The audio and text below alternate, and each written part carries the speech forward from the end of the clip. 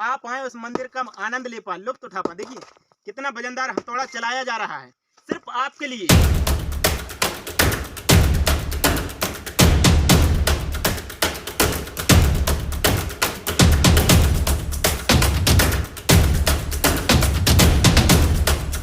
तो दोस्तों आपने देखा यहाँ की गलियाँ और यहाँ के जंगलों के बीच पहाड़ी से होते हुए मैं यहाँ निकला हूँ गोरखगिरी पर्वत, जो कि महोबा में एक बहुत ही सुनसान और वीरान पहाड़ियों के बीच में गोरखगिरी पर्वत है और उस पर ही गोरखनाथ का मंदिर है। तो अब जाना कैसे, ये रास्ता देखिए हम किस रास्ते से आपको लेके चलते हैं।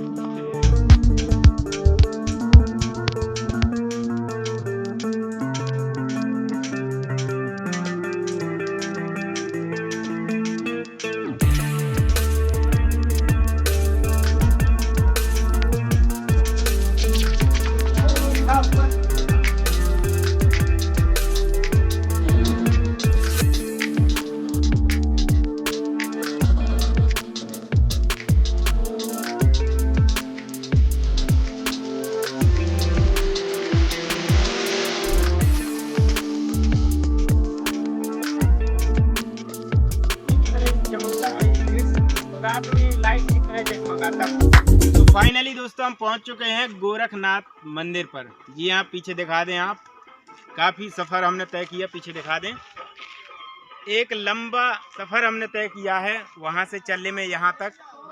क्योंकि आप चलेंगे तो आपको 15 से 20 मिनट का समय लगेगा। अब ले चलता हूँ मैं आपको मंदिर। यहाँ पर देखिए, यहाँ पर सामने भी कैमरा कर दें, यहाँ पर तैनाती भी है ताकि इस पर्वत पर जो मंदिर बना हुआ है गोरखनाथ जी का, कोई क्षति न पहुंचा पाए, न यहाँ कोई इस तरह की अभद्र हरकतें हो सकें। बाकी आप देख सकते हैं कि मैं इस मंदिर को करीब से दिखाता हूँ आपको, पास में देख लीजिए। तो चलते हैं पास में और जानते हैं थोड़ा सा संक्षेप में इतिहास क्या है इनका, वही जानते हैं। वाह, यहाँ पर दिखाएं, यहाँ लाइट की व्यवस्था की गई है। रात में जगमगाहट यहाँ पर रहती है, लोग रात में भी आते हैं, क्योंकि महोबा का अपना ही एक ऐतिहासिक महत्व है। इसका अंदाज़ा आप इससे लगा सकते हैं कि जितने भी पहाड़ में आप देख रहे होंगे, ये जितने भी आपको पाषाण दिख रहे हैं, शिलाएँ दिख रहे हैं, उन सब में ओम ओम लिखा हुआ है, कहीं राम राम लिखा हुआ है। तो इसका मतलब कहीं ना कहीं इसका जो रहस्य है वो इसके ऐतिहासिक महत्व से जाता है।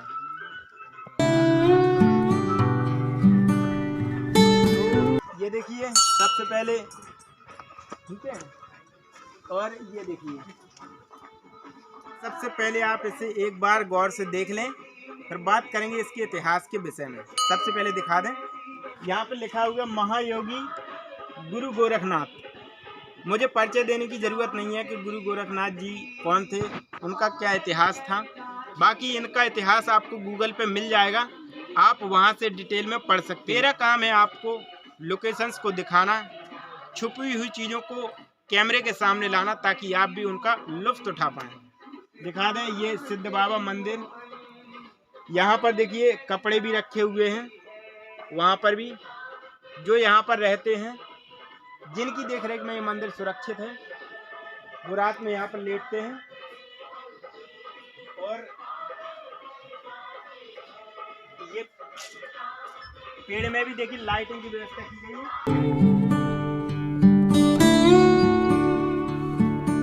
लिखा हुआ है सीता रसोई राम सीता। इसके पीछे भी एक गुफा है, उस गुफा को भी आपको दिखाते हैं। यहाँ पर देखिए, यहाँ पर हवन होता था।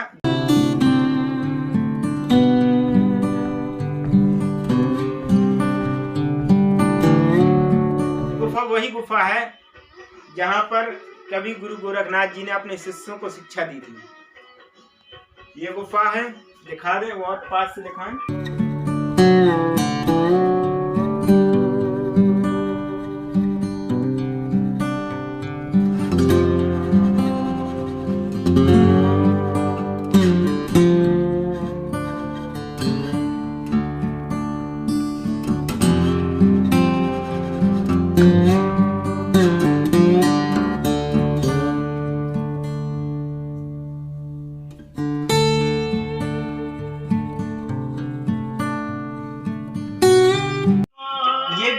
गोरखनाथ जी का मंदिर बना हुआ है। वो गुफा देखी आपने, और ये गुफा एक ही गुफा थी, और इस पूरी गुफा में ही गुरु गोरखनाथ जी ने अपने शिष्यों को गुरु दीक्षा दी थी। फिर उसके बाद यहाँ पर मंदिर बनाया गया, लोग आने लगे, लोगों को पता चला धीरे धीरे सोशल मीडिया के माध्यम से, तो लोगों की काफ़ी तादाद यहाँ पर आती है। उनकी आस्थाएं आज भी बनी हुई हैं और बड़े श्रद्धा भाव से अपनी इच्छाएं लेकर आते हैं। और यहाँ पर दिखाएं, यहाँ पर भी थोड़ा सा दिखा दें, सीता माँ की रसोईया भी यहीं पर लगी हुई थी, क्योंकि यहाँ पर लिखा है सीता रसोई। यहाँ पर दिखा दें, ये लिखा हुआ है सीता रसोई। तो कहीं ना कहीं इसका महत्व राम सीता से भी है, जिसकी वजह से यहाँ पर पत्थरों में राम सीता लिखा हुआ है। यहाँ पे देखना थोड़ा सा,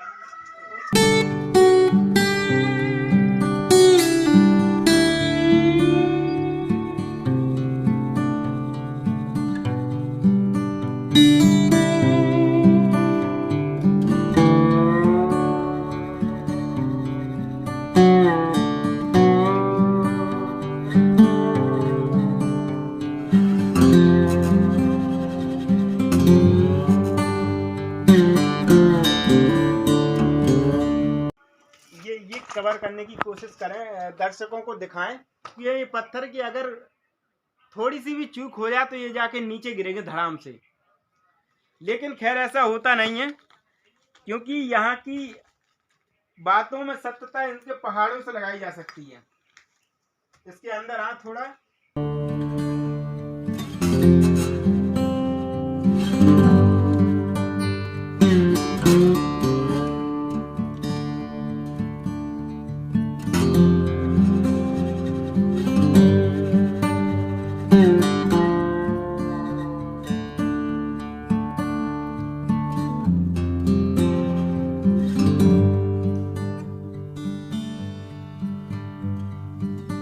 बरसात के सीजन में यहाँ से झरने निकलते हैं और नहरें भी निकलती हैं, जो अपने आप में बहुत ही अनूठी और रहस्यमय लगती हैं।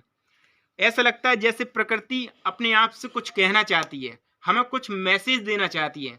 ऐसा अद्भुत नज़ारा आपको यहाँ पर देखने को मिलता है। पीछे दिखाएं किस तरीके से पहाड़ों को देख के आपको लग रहा होगा कि पहाड़ भी आपसे कुछ न कुछ कहना चाह रहे हैं, कुछ मैसेज देना चाह रहे हैं।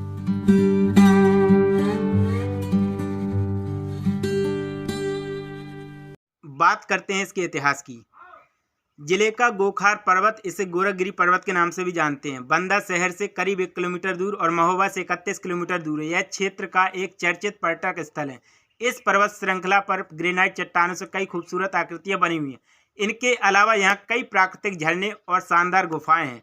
इन गुफाओं में भी कभी गुरु गोरखनाथ अपने शिष्यों के साथ रहते थे। यह पर्वत श्रृंखला खासतौर से हिंदू धर्म के नाथ पंथ के श्रद्धालुओं को अपनी ओर आकर्षित करता है। इस पर्वत पर पिकनिक मनाने वाले और पर्वतारोही बड़ी संख्या में आते हैं, और साथ ही साथ यहाँ हिंदू, जैन और बौद्ध धर्म के बहुत से तीर्थ स्थल भी यहाँ पर बने हुए हैं। आपने देखा कि यहाँ पर कितनी ढेर सारी गुफाएं हैं। झरने की जो इसमें बात की गई है कि झरना और जो नहरें, झरना यहाँ से निकलता है। ये जूम करके दिखा दें, ये देखिए आप, जब बरसात होती है तो पहाड़ों से ये पानी रिस रिस कर नीचे आता है, और ऐसे लगता है जैसे प्रकृति ने दूध बहाया हो। दूध की नदियाँ यहाँ से निकलती हों। पानी का रंग इतना स्वच्छ और साफ होता है दोस्तों कि एकदम दूध की जैसे नदियाँ बह गई हों। भगवान श्री कृष्ण जब दूध पीते थे या दूध चुरा के जब भी वो खाते थे या दही खाते थे, उसी तरीके से जैसे वो नदियाँ बहा देते थे, सेम उसी तरह का नज़ारा आपको यहाँ से देखने को मिलेगा। और यहीं पर देखिए पहाड़ों पर किस तरीके से यहाँ पर लाइट बिछाई गई हैं। रात में बहुत ही जगमगाहट रहती है। लोग यहाँ पर देखने के लिए आते हैं। ये भी देखिए यहाँ पर लोग घूम रहे हैं।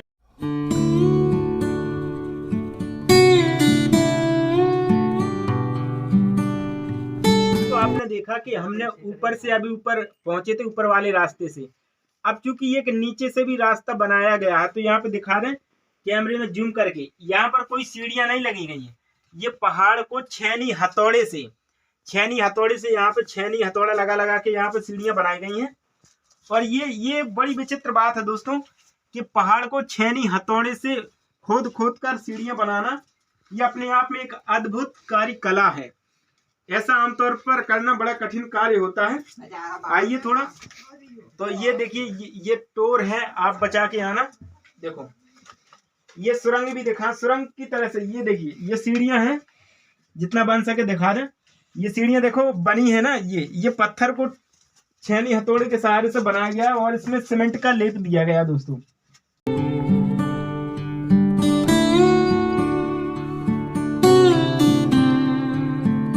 तो आप बैक करके दिखा दें, क्या दर्शकों को ऐसा कभी लग सकता है दूर से देखने में कि यहाँ से कोई रास्ता होगा? देखिए यहाँ से कोई रास्ता होगा, इसी रास्ते से हम आए हैं। क्या आपको ऐसा लगता है? कमेंट करके जरूर बताइएगा दोस्तों। बाकी आपको ले चलते हैं वापस और दूसरी लोकेशन पर। बढ़ते हैं आगे, इसके अलग साइड से हम देखते हैं। ये देखिए बड़ा ही विचित्र नज़ारा है, बहुत ही खूबसूरत है। महोबा में आज तक की जितने भी खूबसूरत जगह देखी, उन सब में सिर्फ अगर कोई खूबसूरत जगह है तो वो यही है। ये देखिए किस तरीके से ये बना हुआ है, देखिए कितनी बड़ी बड़ी शिलाएं कैसे रखी हुई हैं। बड़ा विचित्र लगता है देखने में, आप समझ सकते हैं। क्योंकि मैं इस लोकेशन पर हूं तो यहाँ की खूबसूरती को मैं एहसास कर सकता हूँ। अगर आप कैमरे में देख रहे होंगे तो आपको तो वैसे ही एहसास हो रहा होगा कि काश मैं भी इस लोकेशन पर होता। तो बाकी आप भी घूम सकते हैं, जरूर आइएगा। ये महोबा का है और इसका जो पता है वो आपको गूगल पे मिल जाएगा। वीर आला और उदल जो बुंदेलखंड के दो वीर योद्धा थे, जिनकी वजह से आज महोबा सुरक्षित है। नहीं तो इस पे कोई ना कोई राजा इस पे कब्जा कर लेता, लेकिन इन्हीं दो सैनिकों की देन है कि आज महोबा सुरक्षित है। दूसरी बात यह है, वीर आला उदल ने अपने जीवन काल में कुल 52 लड़ाइयाँ लड़ी थी, जिनमें उन्होंने कभी पराजय नहीं झेली, ना कभी हारे तो वो कभी नहीं। और उन्होंने जो 52 किलों की जो लूट थी, लूट का मतलब जो खजाना था, हीरे जवाहरात, यानी कि वो पूरा का पूरा खजाना जो लेकर आए थे अपने साथ 52 जगहों की जीत से, वो खजाना इसी गोरखगिरी पर्वत पर, इस पूरे इलाके में जितना हमने वीडियो आपको दिखाया है, यहीं पर दफन है। लेकिन उस खजाने को आज तक कोई ढूंढ नहीं पाया, ना कोई निकाल पाया। ये खजाना आज भी एक रहस्य बना हुआ है। यहाँ गुरु गोरखनाथ जी का मंदिर भी है और ऐसा भी कहते हैं यहाँ के लोग कि गुरु गोरखनाथ जी उस धन की आज भी रक्षा करते हैं।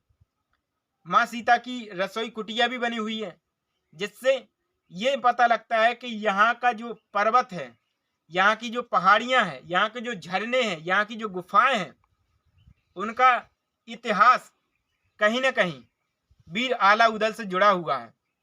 और ये कश्मीर से लेके कन्याकुमारी की जो खूबसूरती है वो आपको इस वीडियो में झलक पड़ेगी। बाकी आगे का क्या रहस्य है इसका, अगर बाबा जी इस पर कुछ बताते हैं तो हम जरूर उनसे जानते हैं और आपको बताते हैं।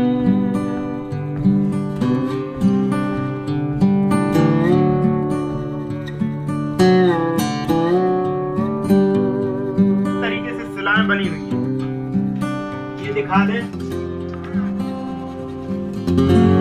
इस तरीके से ऐसे बिल्कुल सटी हुई।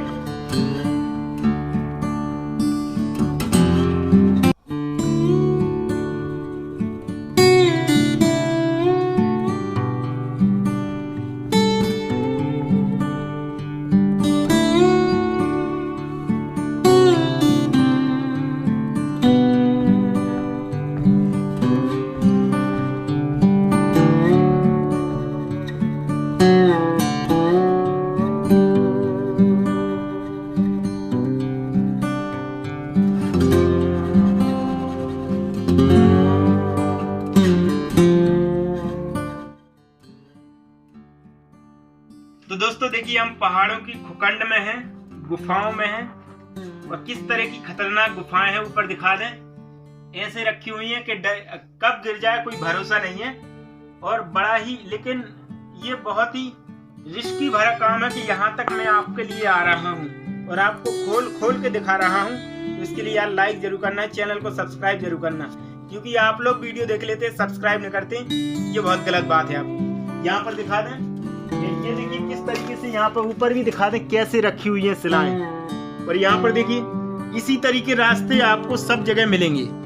बहुत ही डर लगता है, बाकी मैं अंदर नहीं जा सकता हूँ। तो दोस्तों मैं बाकी अंदर नहीं जा सकता, बाकी आप समझ जाइए कि और भी बहुत खूबसूरत है, तो जरूर देखने यहाँ महोबा में।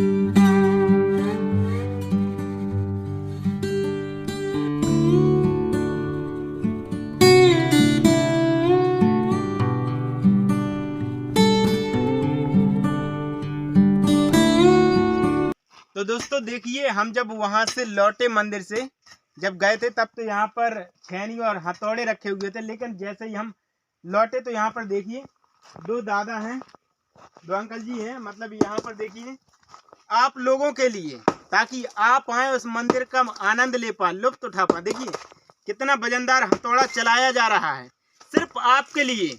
यहाँ पर रास्ता नहीं है, रास्ता बनाया जा रहा है। और रास्ता कैसे बनाया जाए, देखिए पत्थर तोड़ना कोई आसान काम नहीं है। ये देखिए पूरे ताकत।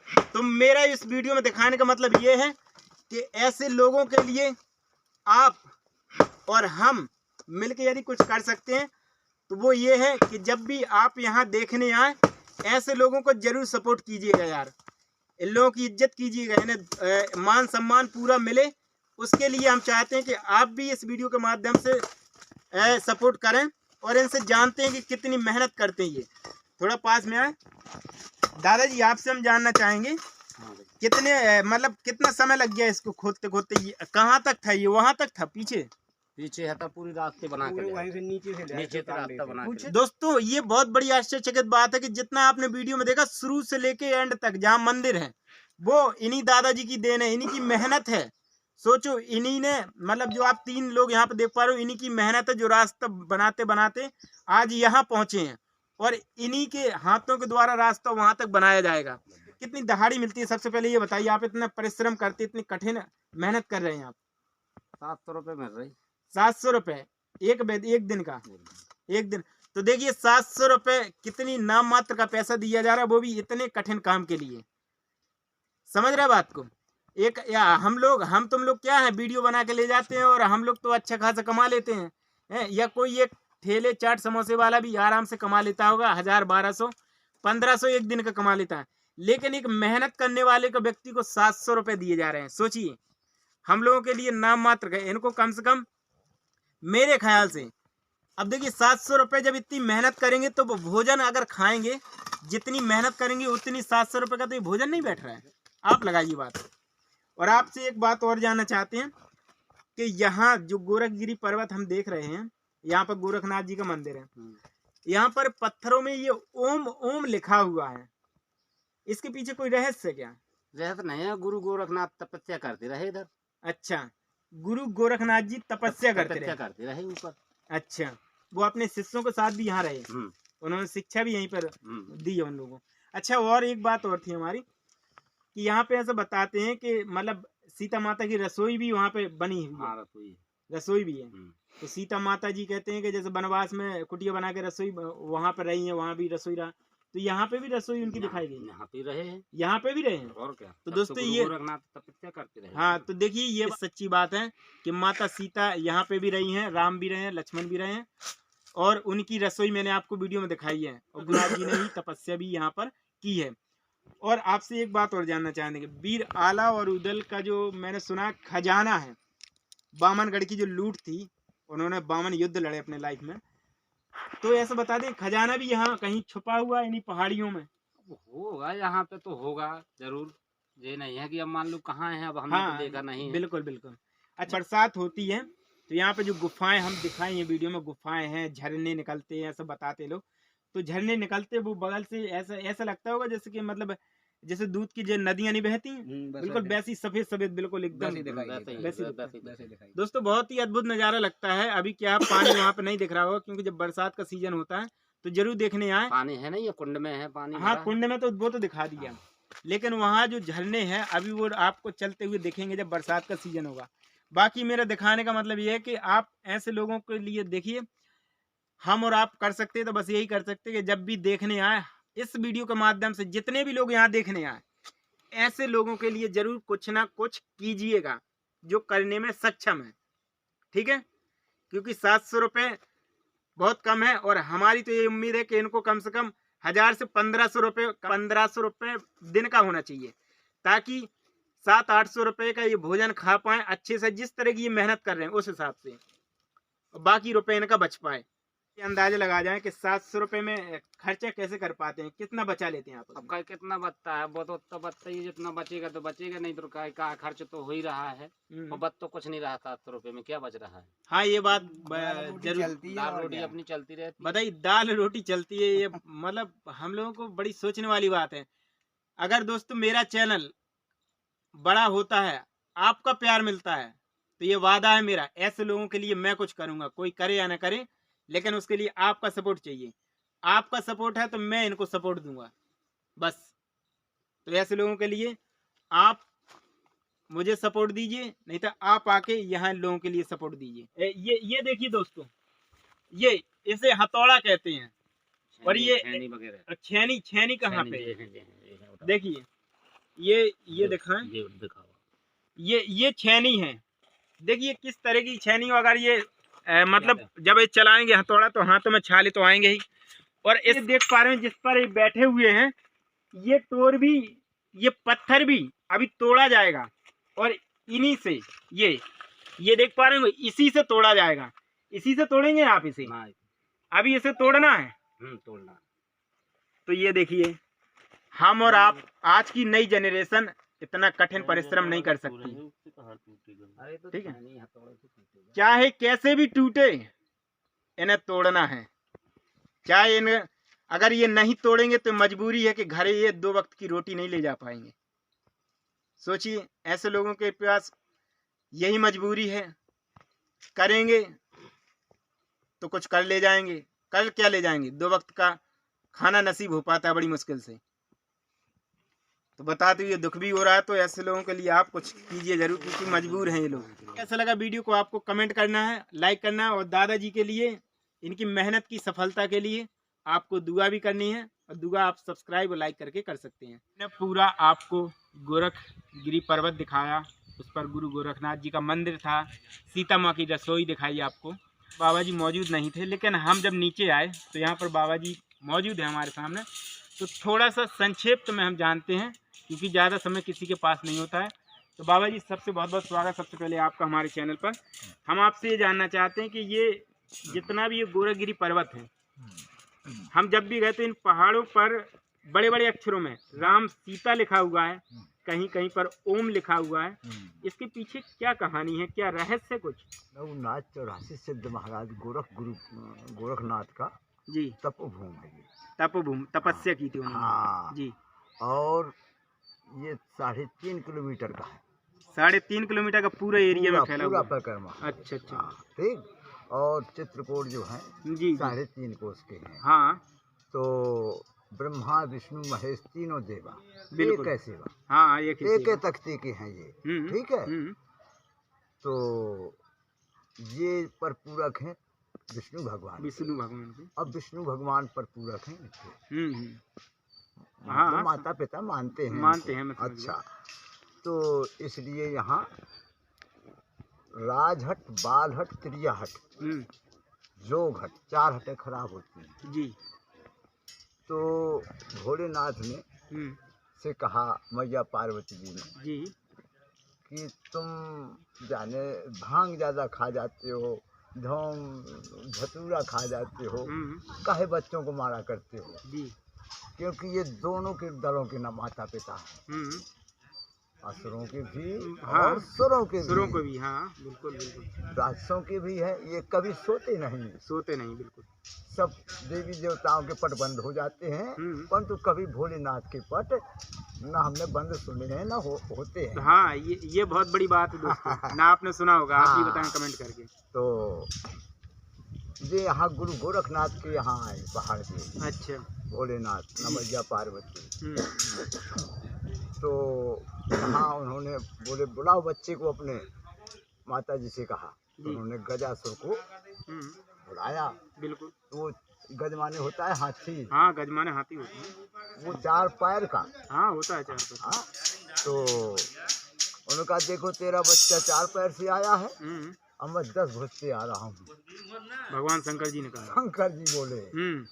तो बोले महाराज स्वामी तुमसे 2 भुज में तो 3 लोग में कोई जीत नहीं पाता। बिल्कुल। और 10 भुजा से आ जाओगे तो जाने क्या होगा। सही बात है। तो उनको तो फिर नहीं मारूंगा, पर अपनी गुस्सा तो बताऊंगा। सावधानी तो है ही। तो तांडव नाच करते हैं जब गुस्सा उनको। हाँ बिल्कुल बिल्कुल भोलेनाथ तो तांडव नाच करते हैं जी। तो तांडव नाच करके और बोले तेरे बच्चे को लतियाऊंगा। अच्छा। पैरों से भाई हाथ से नहीं मारूंगा, पैरों से लतियाऊंगा। तो तक्षक जो गले में पड़ा रहता है जी, तो वो कहता है कि स्वामी तुमने सबको तो आदेश दिया, बिल्कुल, परंतु कभी मुझको भी नहीं आदेश दिया। तो उनको देखो बेटा, वो तेरी मामू बनाए बैठी है एक बच्चे के पीछे, अब जैसा तुझको समझ में आए तू भी कर। अच्छा, उन्होंने भी आजादी दे दी। बोले बाबा ने। तो उनको मैं इसको फन पे टांग के और ऊपर से टांग के इसको फेंकता हूँ। अच्छा, गज को देखो, गज ऊपर है उनके।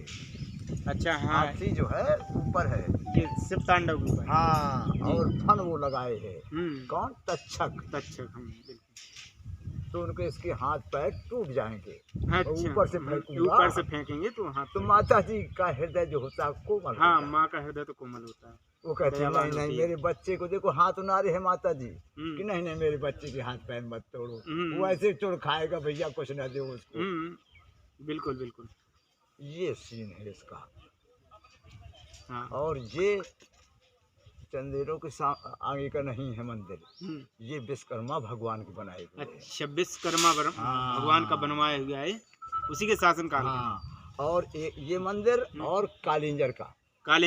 हाँ, चलो, भोलेनाथ जो है नीलकंठ हमने दिखाया, आप देख सकते हैं, वीडियो पर डाला है। ये एक वो बने खजुराहे के। हाँ, खजुराहो के, बिल्कुल बिल्कुल। खजुराहो का।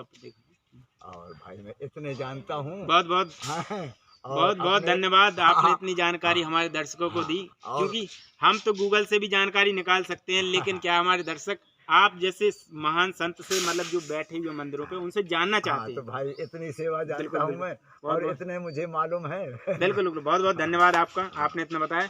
दोस्तों, आपने शिव तांडव जो शुरुआत में देखा है, एक बार और हम आपको करीब से दिखा देते हैं। बाबा जी ने जो बातें कही हैं वो साक्षात आपको चित्रों के माध्यम से भी दर्शाया गया है, यानी कि वहाँ पे शिव तांडव दर्शाया गया, उसमें सब कुछ पूरी कहानी बयां है। चलो उसको दिखा देते हैं। दोस्तों, जैसा कि बाबा जी ने बताया, पूरी कहानी बताई भगवान श्री शंकर जी के विषय में, कैसे गणेश जी को, यानी कि अपने पुत्र को उठा लिया उन्होंने, और सिर पर देखिए ऊपर देखा फन पर उन्होंने अपने यहाँ पे गणेश जी को बैठा लिया है, और वहाँ से फेंकने की कोशिश की जा रही है। और यहाँ पर माँ गौरा पार्वती जी विनती कर रही हैं भोलेनाथ जी से कि स्वामी मान जाइए, मेरे पुत्र को कष्ट मत दीजिए। तो माँ की ममता दयावान होती है, ममतामयी होती है। तो यहाँ माँ पार्वती भगवान भोलेनाथ जी से हाथ जोड़कर भिक्षा मांग रही है अपने पुत्र की। तो ये सब शिव तांडव के माध्यम से जो कुछ भी बाबा जी ने कहा है, जो एक एक बात कही है, वो आप यहाँ चित्र के माध्यम से देख सकते हो। वहाँ गणेश जी को फन पे उठा लिया है, माँ गौरा पार्वती यहाँ से ऐसे झोली फैलाए हुए हैं, अपनी बेटे की भीख मांग रहे हैं। तो ये सब पूरी कहानी बयां है, बाकी बाबा जी ने आपको बता ही दिया है।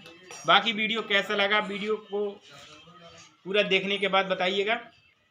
वीडियो अच्छी लगी हो तो वीडियो को लाइक करना है, शेयर करना अपने दोस्तों में, और ऐसी वीडियो पाने के लिए आपको चैनल को प्यार देना है और सब्सक्राइब करना है। मिलते हैं नेक्स्ट वीडियो में, तब तक के लिए गुड बाय।